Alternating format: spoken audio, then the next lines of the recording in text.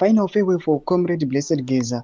Zalapela mashoko arikubuda panguva ino tiwana nekureceiva an update pamusoro pemaproceedings achaitika zuva ranhasi pamwechete namangwana panoonekwa kunzi ndo pachange pane burial service yaComrade Bombshell Geza. Don't forget subscribe or like on the bell icon. Tona kuti muzuva ranhasi zvamuri kuona mapictures pamwechete nemavideos ari kucirculata achitendera panguva ino chinhu kunzi Comrade Bombshell Geza.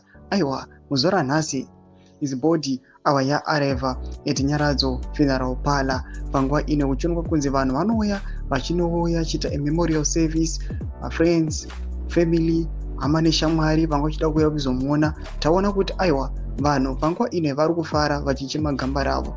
Panguva ino tinopinda pamusoro the program yanhasi neyamangwana. Panguva ino tomira pahedo Vision 2030 tinoona pamwe and again communication from the family members vanouya vachitaura the same nyongo ichinzi final farewell for Comrade Blessed Geza.